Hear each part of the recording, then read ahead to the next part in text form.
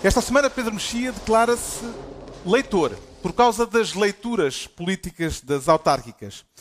João Miguel Tavares sente-se mal sondado e Ricardo Araújo Pereira confessa-se birrento. Está reunido com o Governo Sombra, desta vez no palco do Teatro Nacional de São Carlos.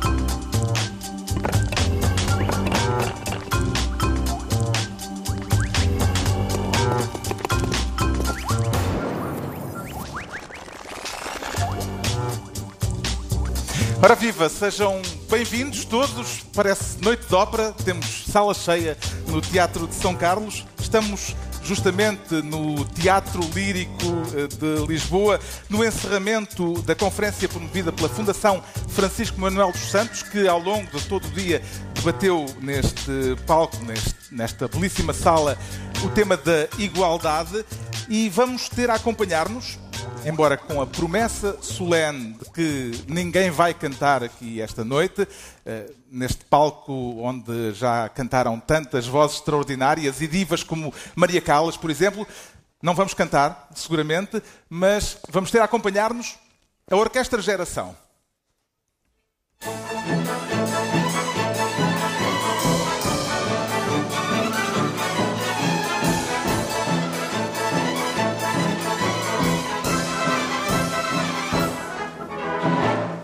Um aplauso para a Orquestra Geração, estes jovens músicos que vão acompanhar-nos ao longo desta reunião do Governo Sombra.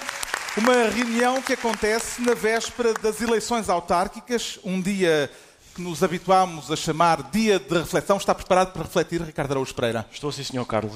Como sabe, eu normalmente estou em estado vegetativo, mas de 4 em 4 anos, por recomendação da CNE, reflito com alguma força até.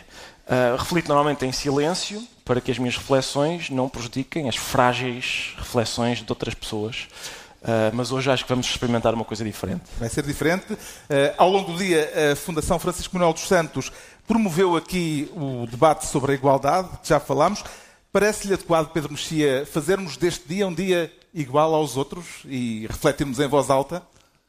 É um dia igual aos outros, mas parece que lhe foi dado um estatuto, já falámos disso em programas anteriores, um estatuto quase religioso. É um dia em que supostamente nós não podíamos fazer nada, tínhamos que deixar a comida feita do dia anterior, etc. Um sábado. Exatamente, é quase uma festa religiosa, porque há uma razão boa para a campanha não acabar na véspera, mas na antevéspera, em termos de ruído, de propaganda, etc. Agora, falar-se sobre o assunto, quer os cidadãos, nomeadamente nas redes sociais, que contornam completamente qualquer espécie de proibição que existia até hoje, quer até nos jornais e nos meios de comunicação e em programas como este, não faz sentido nenhum. O que a lei fala é em propaganda. Ora, as pessoas que discutem política não estão a fazer propaganda, necessariamente. Seria uma definição muito estúpida da palavra propaganda, falar sobre política. A lei eleitoral proíbe justamente propaganda eleitoral na véspera e no próprio dia das eleições. Será legítimo equiparar as notícias, o debate, a conversa sobre temas políticos a propaganda, João Miguel Tavares? Não, Pronto, não acho que seja legítimo e é bom que as pessoas saibam que aquilo que realmente está na lei é a proibição de propaganda eleitoral. O que se passa é que a CNE, já no início dos anos 80, começou a fazer uma interpretação muito lata do significado de propaganda eleitoral, considerando propaganda, notícias, entrevistas, reportagens. E isso não me parece aceitável. Para já não me parece aceitável do lado dos próprios jornais, que quando eles próprios se autossilenciam, e nós hoje, sábado, não pudemos saber pelos jornais aquilo que se passou ontem, sexta-feira, não é? Ontem houve campanha eleitoral, houve declarações importantes, houve coisas importantes que aconteceram. Houve um comunicado do Presidente da República. Houve um comunicado do Presidente da República. Daqui a pouco. E hoje os jornais parece que têm que estar caladinhos, não é? Uma espécie de... É censura por um dia, mas não deixa de ser uma forma de autocensura. E, portanto, eu acho que os jornais não deviam pôr-se nesse papel, e sobretudo porque Assim sendo, propaganda eleitoral realmente pode ser qualquer coisa. Por exemplo, nós estivemos aqui em risco de começar este programa sem o Ricardo Araújo Pereira. Acontece algumas vezes, mas o Ricardo atrasou-se, ficou preso no trânsito no Príncipe Real. E eu não sei, temo que dizer que Ricardo ficou preso no trânsito no Príncipe Real possa ser considerada uma afronta ao dia de reflexão, e só por isso eu vir a ser multado pela CNE. Mas Pois eu bem. acho um absurdo. Daqui a pouco vamos justamente refletir sobre o modo como decorreu a campanha eleitoral e sobre os efeitos políticos que os resultados das autárquicas, que vamos conhecer amanhã à noite, o efeito que esses resultados podem vir a ter. E como é de autárquicas que se trata, desta vez, espero que não haja objeções, não haverá ministros neste governo de sombra, haverá vereadores. Estão de acordo em trocar de pasta? O Pedro Mexia, a propósito de um dos temas da semana, quer então ser vereador do BU.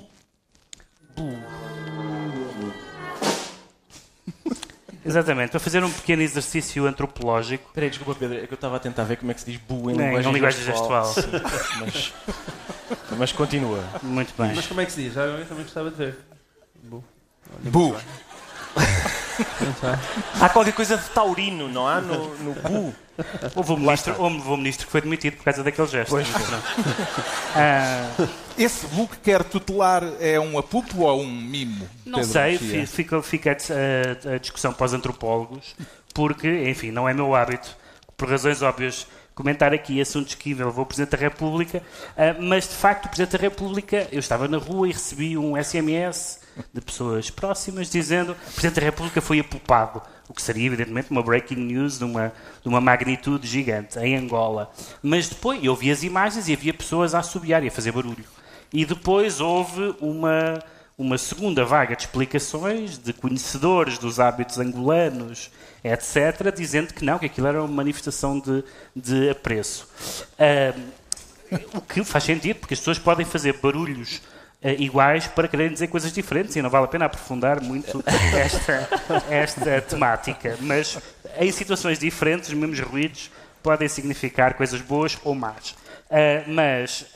O que é interessante não é o que é que a relação que os angolanos, nomeadamente os angolanos que estavam na tomada de posse do novo Presidente de Angola, tenham em relação, seja ao Presidente da República, seja qualquer figura portuguesa. Portanto, isso, apupa ou não apupa, tem menos interesse.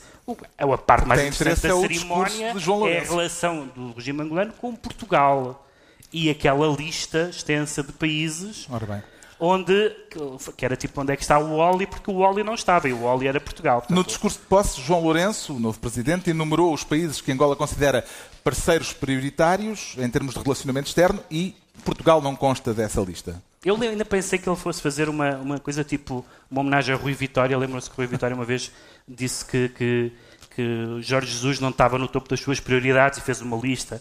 Em primeiro lugar estão os jogadores, a família, os meus ex-colegas. Em 77º, o vendedor de pipocas. E em 90º, talvez Jorge Jesus. E eu pensei que Portugal entrasse em 90º. Nem sequer em 90º. Portanto, esse é o facto político. Há dois factos políticos. Esse e a famosa nota verbal, de que acho que vamos falar daqui a bocado, a nota verbal do Ministério dos Negócios Estrangeiros angolano. Esses são factos muito mais interessantes do que saber se Bu é bom ou mau. Justamente, soube-se, entretanto, que Angola apresentou um protesto formal às autoridades portuguesas por causa da acusação que está a correr na justiça portuguesa, a acusação do Ministério Público contra o ex-vice-presidente angolano Manuel Vicente.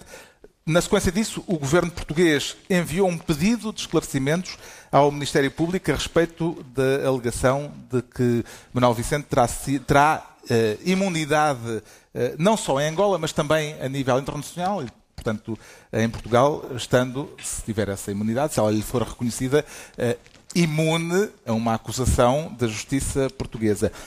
Este pedido de esclarecimentos do governo português ao Ministério Público pareceu-lhe um ato normal de governação ou uma forma de ingerência no território da justiça, João Miguel Tavares? Não, ingerência no território da justiça acho excessivo. mas o timing é um pouco bizarro. Eu não sou propriamente jurista, muito menos especialista em direito internacional, mas eu aconselhava todos, e não faltam provavelmente desses na sala, portanto não me quero atrever a muito, mas eu aconselhava a todas as pessoas a lerem um texto do Ricardo Sá Fernandes que ele publicou no Observador, que é um texto bastante cristalino sobre esta matéria e bastante convincente.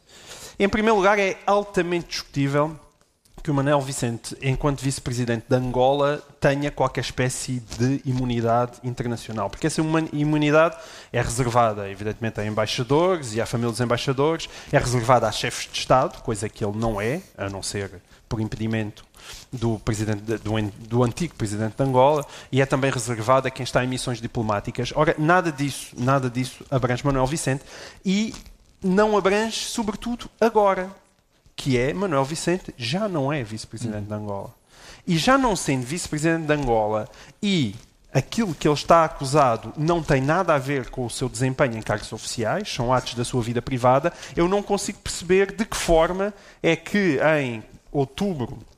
em setembro, outubro de 2017, ele possa de alguma vez ser considerado imune de alguma forma, além de que eu estou muito mais interessado em saber se ele é imune ou não, é saber se ele está bem ou mal acusado de atos de corrupção. O Expresso noticiou que o pedido de António Costa de esclarecimentos ao Ministério Público terá causado no Ministério Público algum incómodo, terá sido considerado estranho. Sim, foi um de vários incómodos, também parece que causou algum incómodo. Também o facto de ele não ter levantado, no caso das secretas, não ter permitido esse levantamento do segredo. E, portanto, ele foi acusado de interferência mais do que uma vez. Mas, quer dizer, eu, pelo menos, até agora, tendo em conta, sobretudo, o passado do PS, eu faço justiça a António Costa. Não me parece que ele tenha sido, de alguma maneira, tenha andado a intervir excessivamente na justiça.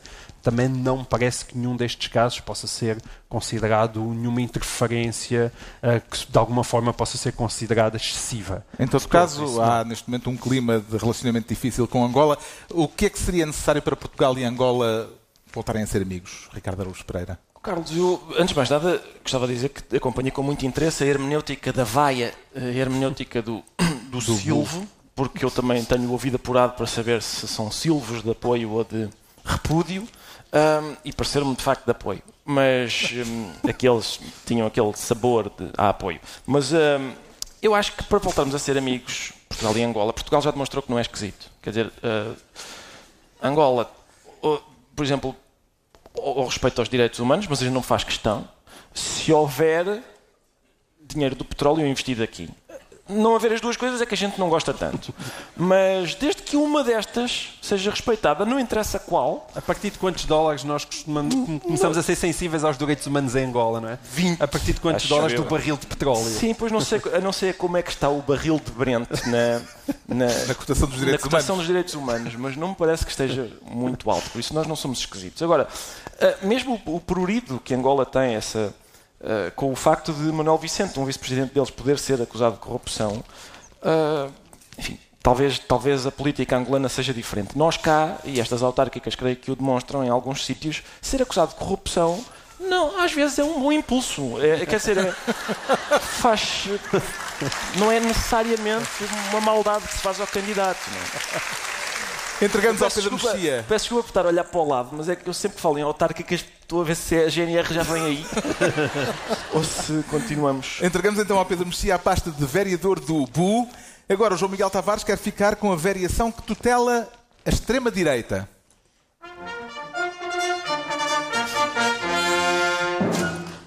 Quer falar das eleições alemãs? Epá, eu quero ter isto no programa sempre. É incrível. Vai ser dispendioso.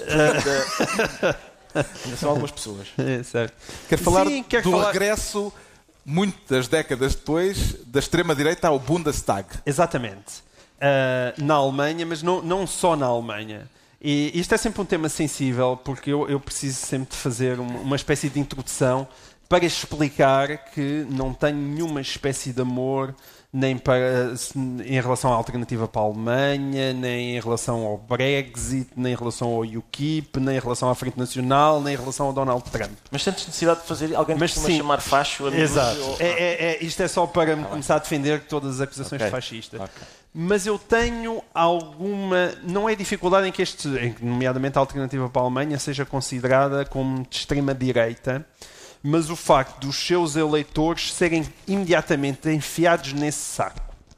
E eu tenho um problema com o saco da extrema-direita que não acontece com o saco da extrema-esquerda, que é o saco da extrema-direita... exibido no Brasil. O saco da extrema... Depois da hermenêutica de assobios, tipologia de sacos. E o saco da extrema-direita leva com muita frequência um carimbo que é não se dialoga com fascistas. E isso tem tido uma consequência que me parece grave, que é muitas vezes nós não fazemos sequer um esforço para compreender aquelas pessoas que de repente decidem votar, seja no Brexit, seja em Donald Trump, seja na Frente Nacional, seja na alternativa para a Alemanha. E isso parece-me um perigo grande. Evidentemente, se eu fosse alemão, certamente estaria a votar na Sra. Merkel, mas eu não acho que todos os que decidiram votar na alternativa para a Alemanha sejam fascistas. E também não acho que sejam de extrema-direita. E o problema é que quando nós os carimbamos indianamente de nazis ou amigos de nazis, estamos a desrespeitar aquilo que são as suas próprias frustrações e aquilo que os leva a votar naquele tipo de partidos. E isso tem-se notado muito. Acho que há uma espécie de incompreensão, um manto de incompreensão que cai sobre essas pessoas, que cai sobre a comunicação social, que me parece que nos Estados Unidos ainda não percebeu bem o Donald Trump. Evidentemente, todos nós achamos Donald Trump uma pessoa muito pouco recomendável, mas parece-me que ainda nos falta compreender as razões que o levaram a chegar lá. E na Alemanha acontece o mesmo. As pessoas que querem uma islamização menos forte da sociedade alemã, que querem menos imigrantes na Alemanha, não podem necessariamente ser imediatamente carimbados como xenófobos. Não faz sentido. Aliás, todos nós sabemos que, porque isso foi bastante noticiado, que uma das principais figuras da AfD é uma senhora que, embora seja acusada de ser de extrema-direita, é lésbica, vive com uma mulher que nasceu no Sri Lanka, na Suíça, e tem crianças adotadas. Portanto, nada disto bate certo com aquilo que é o programa eleitoral do próprio AfD.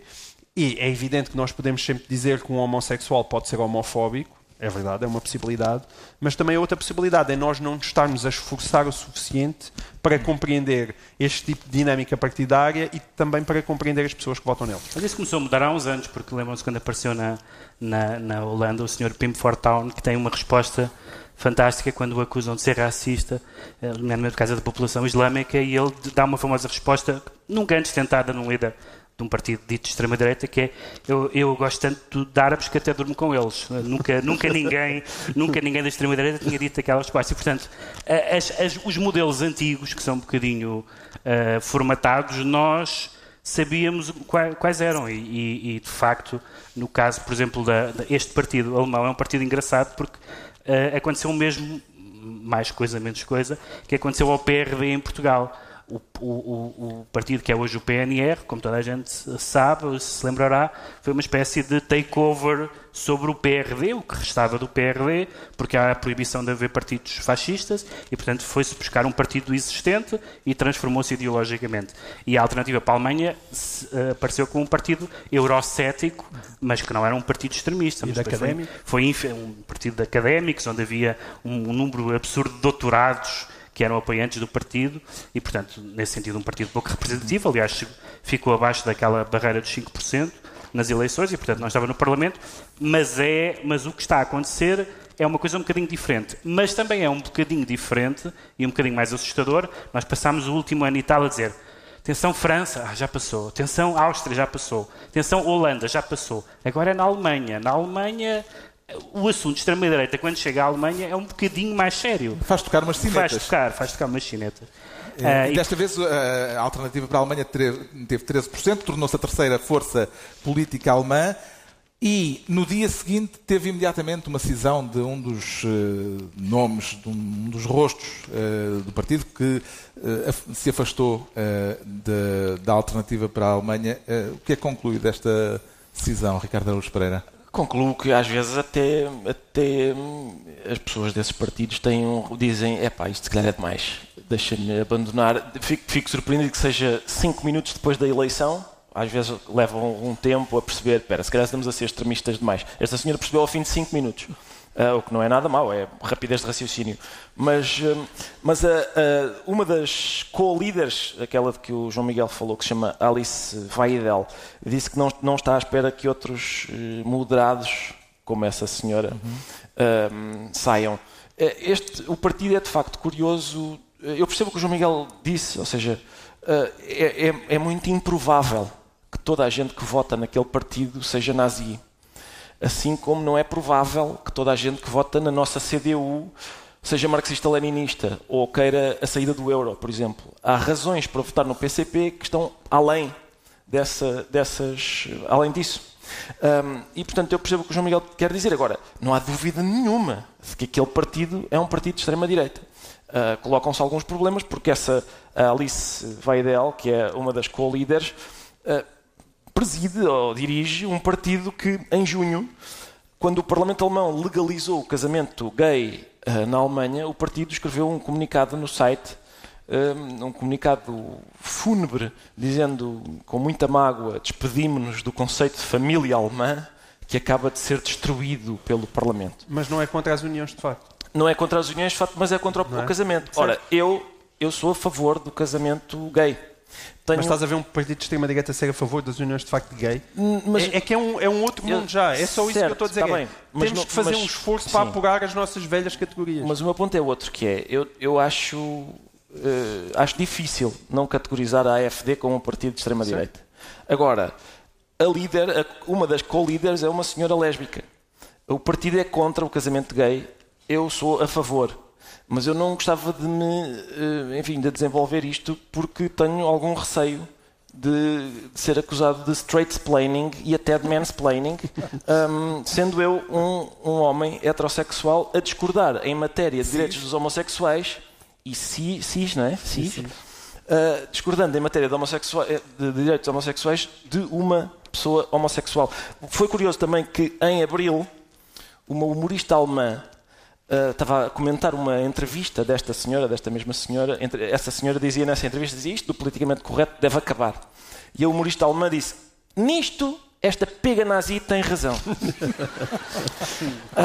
E o que é que fez a pega nazi? Processou por difamação. E essa é uma questão surpreendente para mim, que também sou um adversário do politicamente correto, mas à esquerda, e eu acho sempre surpreendente, constatar que há muita gente à direita, adversária do politicamente correto, que repete quase todos os piores vícios do politicamente correto. A hipersensibilidade, a vontade de proibir, a literalidade, a incapacidade de ouvir coisas sem perceber para além da literalidade, a obsessão com piadas e com programas humorísticos, por exemplo. O próprio Donald Trump está sempre no Twitter a resmungar porque foi criticado num programa humorístico. E por isso há todo um padrão, digamos assim. O João Miguel Tavares fica, então, vereador da extrema-direita. Agora é a altura de o Ricardo Araújo Pereira se assumir vereador do símil. Ó diabo. Pois. Vamos para... Desculpe, senhora maestrina.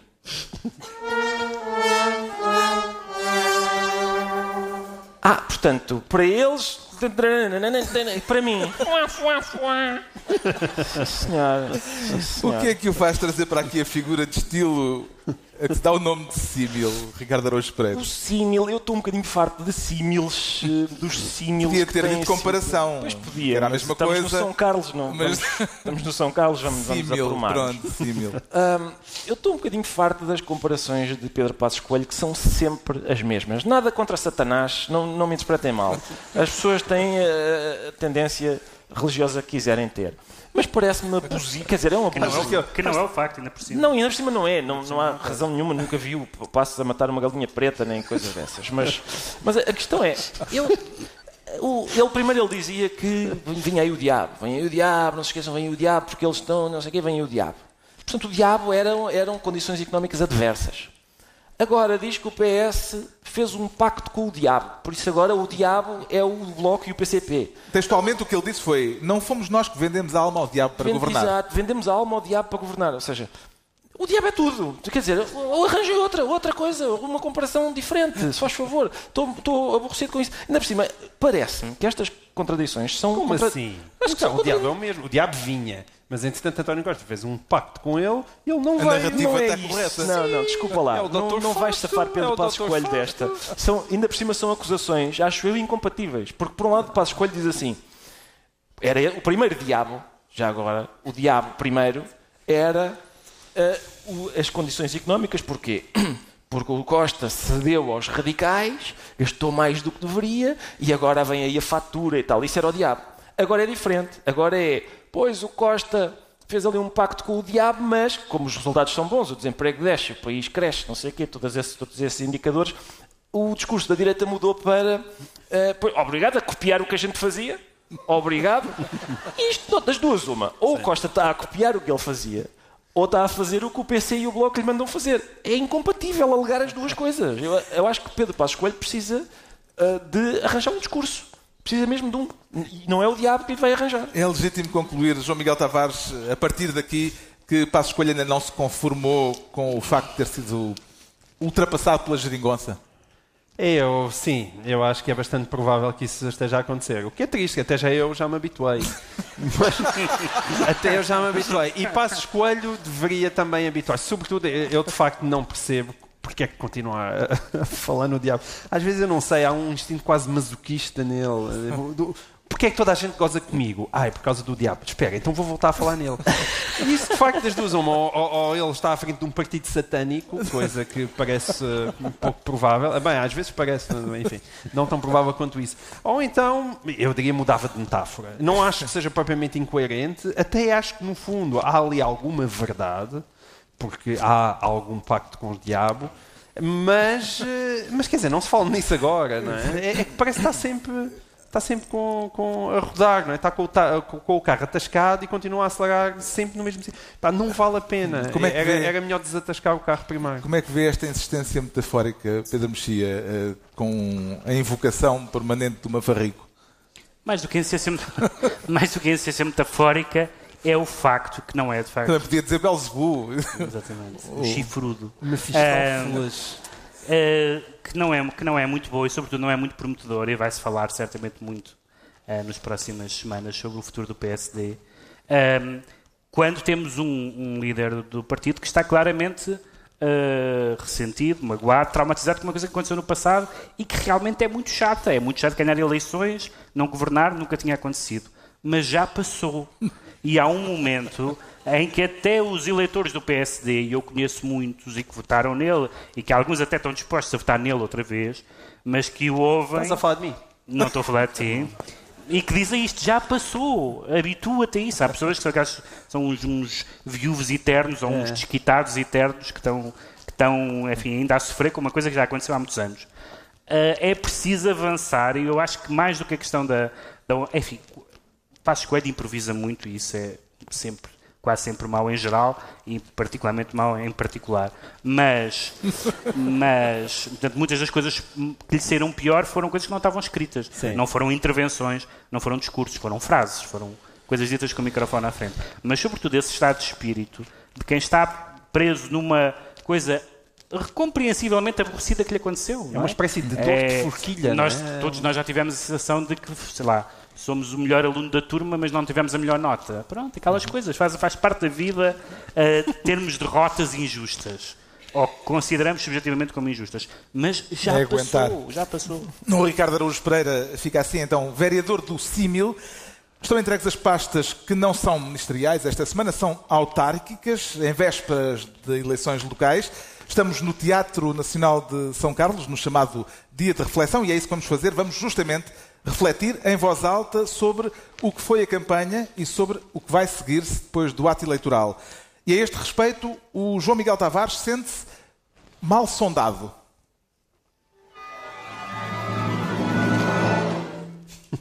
Não sei se estás à altura disto. Não sei se está à altura, não. Dificilmente. Parece-lhe que ficaram questões por sondar devidamente nesta campanha? Ficaram por sondar, sobretudo nesta reta final. Eu até gostava de ver mais notícias sobre isto, mas parece que não foi possível, porque eram hoje.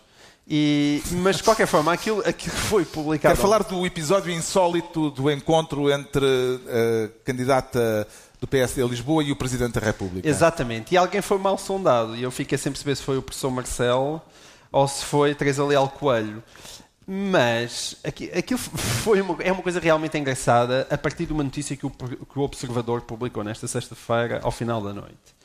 Porque a história, como nos foi contada, é que Teresa Leal Coelho andava ali pelo Príncipe Real, o sítio onde o Ricardo Araújo Pereira frequentemente fica parado, e de repente apareceu Marcelo, todo lampeiro, e Marcelo diz que é um homem educado. De carro.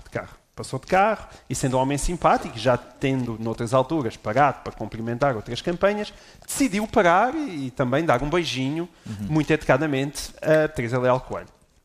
Teresa Leal Coelho, de seguida, disse uma frase que Marcelo, compreensivelmente, não gostou, porque disse, ele veio aqui apoiar um amigo e dar-me apoio, e utilizou a palavra apoio. Disse que recebeu do Presidente uma palavra amiga de apoio. Exatamente. Se ela só tivesse ficado na palavra amiga, impecável.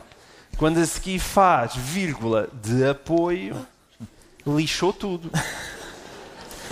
E ela também disse posteriormente que não disse de apoio, que foi uma interpretação dos jornalistas. Exatamente. Mas parece que há mais do que um jornalista que ouviu. Há dois jornalistas a testemunharem que ouviram a palavra apoio e Marcelo não gostou nada e lançou um comunicado da Presidência da República, que foi uma verdadeira entrada a pé juntos sobre Teresa Leal Coelho, nem sequer citando o seu nome. A dizer, evidentemente, que o Presidente da República não apoia ninguém e também não gosta que se aproveitem desse tipo de conversas e desse tipo de apoio. Ora, o que é que se passa? O que se passa para já é que hoje não há nenhum jornal que conte essa história. Pois, hoje não há nenhum jornal que conte essa história, porque não se pode. É por isso, mas nós estamos aqui a fazer o nosso serviço público. E o que se passa é que o Observador publicou na sexta-feira, porque não podia ter publicado no sábado, podia, mas não quis, este pequeno detalhe que é, desculpem, mas nós fomos avisados pela campanha de Teresa Leal Coelho 20 minutos antes para estarmos no Príncipe Real, porque Marcelo Rebelo de Sousa ia passar de popó.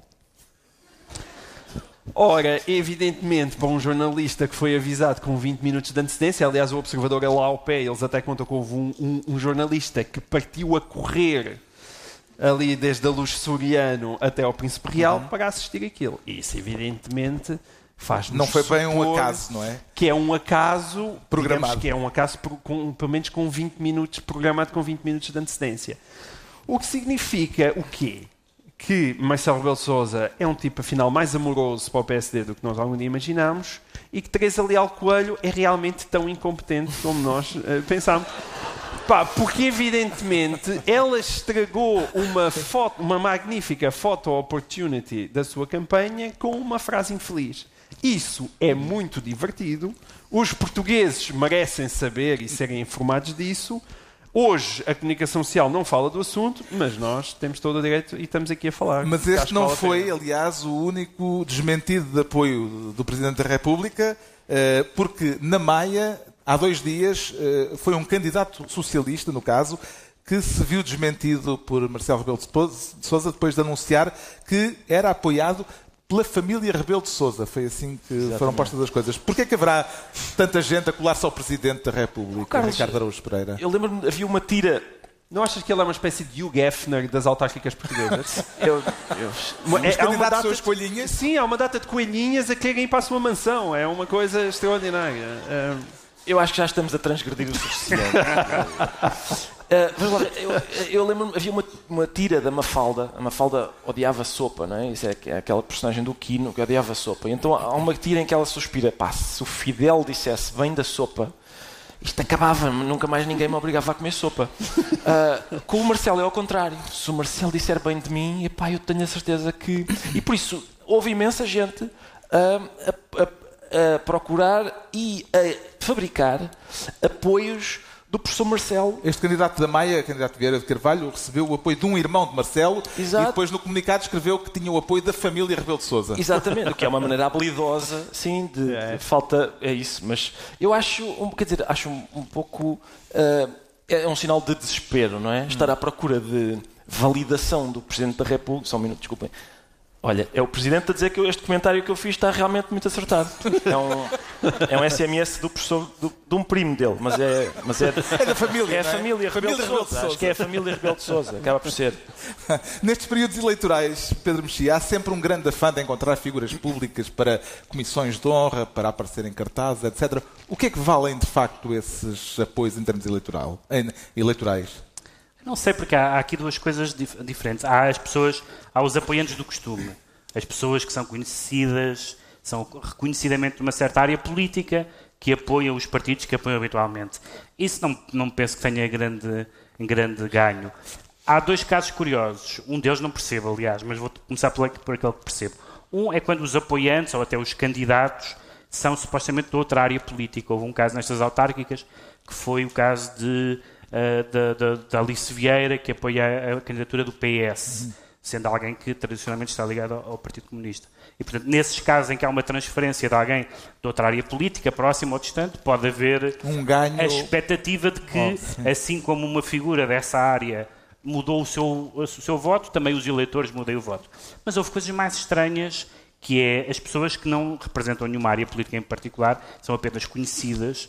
E estas semanas, nós falámos disso no programa anterior, foi aquela história de que, a essa altura, se falava da questão do plágio do Tony Carreira, e que alguém, nós discutimos esse assunto, que alguém aventava a hipótese de que isto era para prejudicar o Fernando Medina, porque ele fazia parte da Comissão de Honra. E a ideia absurda de que alguém vai votar ou não vai votar no Fernando Medina, ou seja, em quem for, por causa de haver alguém da Comissão de Honra que plagiou ou não plagiou, ou fez canções muito parecidas, e portanto, eu acho que as pessoas ficam muito convencidas da sua importância, e é simpático para os apoiados, mas eu nunca ouvi, devo dizer, não sei se... nunca ouvi ninguém dizer que vai mudar de voto porque fulano ou cicrano é apoiante. São uma espécie de troféus que os autarcas e os outros políticos mostram, mas não creio que seja decisivo. Está esclarecido então porque é que o João Miguel Tavares diz sentir-se sondado, quanto ao Ricardo Araújo Pereira declara-se birrento.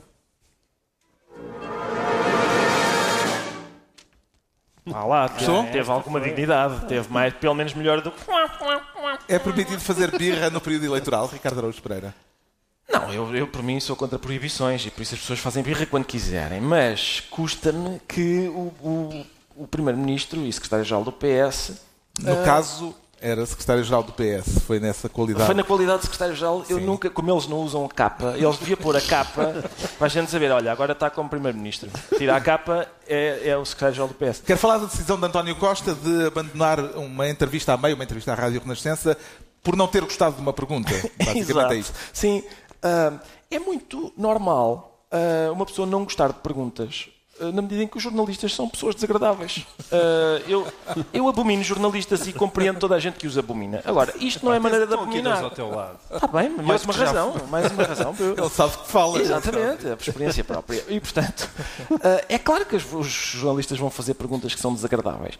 Mas é um bocadinho aborrecido que António Costa, ainda por cima, já não é a primeira vez que ele faz isso. Eu lembro durante a campanha para as legislativas, de repente houve uma senhora que na rua, já não lembro de que televisão, acho que era da SIC, que na rua lhe fez uma pergunta também desagradável. Ela diz: a senhora aparece-me assim, inopinadamente, de trás de um carro, que é uma objeção que eu não entendo. Quer dizer, dá a sensação que se fosse atrás do vidrão, tudo bem, agora atrás de um carro, quer dizer, era claramente uma espécie, um mal perder com a pergunta. Na entrevista à Rádio Renascença, o que estava em causa era uma pergunta sobre a estratégia autárquica do PS no Porto, depois das eleições. Exatamente. E António Costa disse: vá perguntar ao Manuel Pizarro. Pois, exato. Eu acho que, ainda por cima, é tão incompreensível, porque a vida aparentemente está-lhe a correr bem, não é? Eu acho que ele estava irritado com os enfermeiros. Não, os enfermeiros irritam-no à brava. Certo, mas acho que A ti aos jornalistas. Ele é jornalistas e enfermeiros. E enfermeiros, mas os enfermeiros a mim não me fazem mal. Também enquadra a entrevista de Sofia Vala Rocha, candidata do PSD, no 5º lugar da lista do PSD à Câmara de Lisboa, entrevista ao Diário de Notícias, na categoria de birra, Pedro Mexia. Vamos ser simpáticos e dizer que sim, que é uma birra. Há uma tradição de saltar fora de um barco que está a afundar. Mas antes do barco afundar é um bocadinho excesso de zelo. Uma pessoa que está numa lista, que é a quinta na ordem dos candidatos, portanto, que aceitou, fazer o tipo de acusações que fez à Ela candidata disse, nomeadamente, do PSD. acerca da cabeça de lista, Teresa Leal Coelho, que Teresa Leal Coelho não gosta de fazer política e não sabe fazer política. Foi só isso, basicamente. Tirando isso, está ótimo. Tirando isso. É uma pessoa encantadora. E, portanto, o que eu acho curioso é que há certo tipo de atitudes na política que queimam um bocadinho a pessoa. Ou seja, eu imagino a vontade que as pessoas do PSD têm convidá-la para listas no futuro, não é? Porque se perante uns resultados que, pelos vistos, ela acha que vão ser catastróficos, reparem que eu não estou a comentar sondagens, mas que a própria Sofia Vala Rocha considera que podem ser negativos, ela faz uma crítica absolutamente devastadora e, francamente, desleal em relação à Desleal Coelho. Desleal Coelho, exatamente. E, portanto, eu percebo as críticas todas de quem está de fora, de quem avisou a tempo, e no PSD houve muitas pessoas que estão de fora e que avisaram a tempo e que se demitiram e que tudo mais. Estando dentro, um bocadinho de compostura. Qual foi para si o aspecto mais relevante da última semana de campanha eleitoral, João Miguel Tavares? Houve episódios bem giros. Este que nós acabámos de falar é divertido, o do Marcelo também, o Rui Moreira também se zangou bastante lá por cima. Com a Universidade Católica, sim, o Centro de Sondagens da Universidade Católica. Mas aquilo mais marcante, eu acho, desta campanha, tanto desta semana como daquilo que já se tinha passado em semanas anteriores, é o facto destas autárquicas se terem transformado num plebiscito para a oposição.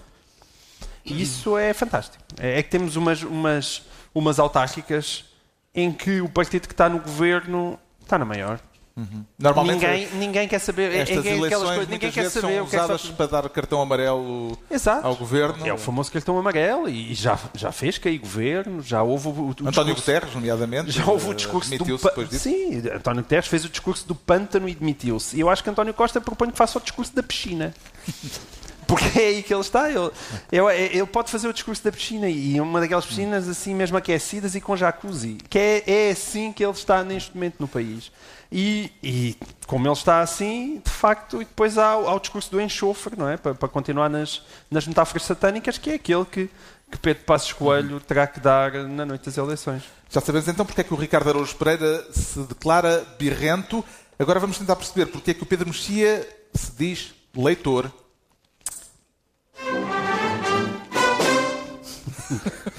Leitor, porque as pessoas... Que leituras é que se vai dedicar na noite eleitoral, Pedro Mexia? Vou dedicar à leitura óbvia, que é o facto das eleições, não sendo falso, que há 308, não é? 305, se não me engano.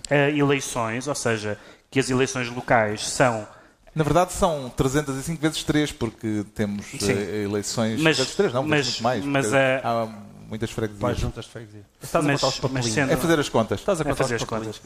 Mas sendo verdade que as eleições são locais, também é verdade que, em alguns casos, pela notoriedade das figuras que estão a concorrer, quer pelo que isso significa sobre a consolidação de votos dos respectivos partidos, a eleitura nacional é forçosa. Tanto é forçosa que a Lisboa concorrem a líder do CDS, alguém que pode vir a ser líder do PS e alguém que pode vir a ser líder do PCP. Nomes que aparecem habitualmente como possíveis. E, portanto, não é possível imaginar que os votos que essas pessoas têm ou tenham não terá leituras, como também não é possível imaginar que se um determinado partido, vamos dizer assim, não tiver votos suficientes nas grandes cidades, que isso não significa que tem uma base eleitoral muito pobre para as próximas legislativas. E, portanto, este cuidado de dizer não vamos confundir, não é só o pântano e não é só os antecedentes dos primeiros ministros que acharam que os resultados das autárquicas punham em causa o governo. Isso também existe. Mas é o facto de isto servir como teste. Quando a gente diz que a Assunção Cristas tem como meta ter mais do que teve Paulo Portas, etc., isso não é por causa de Lisboa. É por causa da sua liderança no partido. E, portanto, a leitura nacional é absolutamente forçosa e não é nada abusiva, como algumas pessoas gostam de dizer. Quem é que tem mais a ganhar e mais a perder nesta noite eleitoral que se vizinha? Bem, eu acho que, na verdade, o PS é quem tem menos a perder, a não ser quando ganha. No sentido, o PS não tem muito a perder porque leva um avanço muito grande. E os únicos embaraços que podem vir para o PS é se o PS ganhar câmaras ao PC. E isso é uma vitória embaraçosa, porque há uma espécie de pacto de não agressão, que afinal não é pacto de não agressão nenhuma, e portanto, se o PS... Essa teoria também é discutível, deixa-me dizer. Se o PS chegar ao fim da noite e disser não só mantivemos as nossas câmaras, como ganhámos estas câmaras aos nossos parceiros, isso não é exatamente uma forma muito... De resto vai ser tranquilo. Mas eles não vão dizer isso, mas se ganhar ao PCP também pode dizer, olha... Isso, mas depois as setinhas e os mapas dos jornais e o Natal comprovam isso. Quais vão ser os conselhos a seguir com mais atenção na noite eleitoral, João Miguel Tavares? Quer dizer, tirando os... Bem, enfim, deixando para já de fora os da Grande Lisboa e do Grande Porto, diria que é Faro e Coimbra. São os únicos as duas capitais de distrito onde a coisa pode estar mais ou menos tremida e pode cair tanto para o lado do PS como do PSD. E depois, estamos a falar da capital, não é? Da capital, estamos a falar do Norte, desde logo para saber qual é que é o resultado no Porto. Depois, à volta da capital, há várias coisas interessantes. Há Lisboa, desde logo, não é? Saber, sobretudo, quem é que fica em segundo, se é a CDS, se é o PSD. Aí, as baixas expectativas, em última análise, poderão funcionar a favor de Pedro Passos Coelho. Se de repente, Teresa Leal Coelho conseguir ser segunda e não terceira, pode ser uma vitória mínima, mas que ainda assim pode ser positiva para o PSD. Depois o famoso resultado de Oeiras, para ver o que é que o Exaltino sempre regressa para lá. E Loures com André Ventura. É essencialmente isso. Soube-se, entretanto, que José Sócrates vai estar a comentar a noite eleitoral num canal televisivo. O que é que lhe suscita mais curiosidade na análise que o ex-primeiro-ministro fará, Ricardo Araújo Pereira? Carlos, eu acho que... Digamos que há... Por que é que as pessoas se riem? Não sei bem porque é que as pessoas estão a rir, mas cheira-me que esta gargalhada é proibida pela CNE. Mas eu acho que José Sócrates, que vai comentar no Porto Canal, atenção, que, com todo o respeito pelo Porto Canal, mas quer dizer, é a liga dos últimos dos canais televisivos, não é? Quer dizer, eu não sei qual é o canal onde o Pedro Roja costuma ir, portanto não sei se é um espetacular canal. Agora, vamos lá ver, eu acho que acaba por ser apropriado, tendo alguns candidatos autárquicos problemas com a justiça, que o comentador também tenha problemas com a justiça. Eu preferia que os próprios operadores de câmara tivessem problemas com a justiça, lançava o repto ao Porto Canal para que toda a gente presente no estúdio tivesse problemas com a justiça, para dar alguma homogeneidade à emissão. Depois disto, saiu mais esclarecido sobre o seu sentido de voto, depois desta reflexão que fizemos aqui em conjunto? Carlos, eu já estava mais ou menos esclarecido, mas eu queria fazer uma declaração final com as duas coisas que a CNE mais abomina. Eu queria que a minha declaração final consistisse numa espécie de experiência social, sim, porque a CNE costuma dizer duas coisas, basicamente, que são nocivas para o processo democrático, que são ver futebol, aparentemente, e ouvir opiniões de outras pessoas sobre essas eleições. E o que eu queria então era, agora, no final, exprimir opiniões enquanto jogo futebol, para misturarmos as duas. Acaba de ser uma espécie de vacina, não é? As pessoas, os eleitores aqui presentes são inoculados com uma quantidade bastante grande de tudo o que é abominável e pode ser que com isso...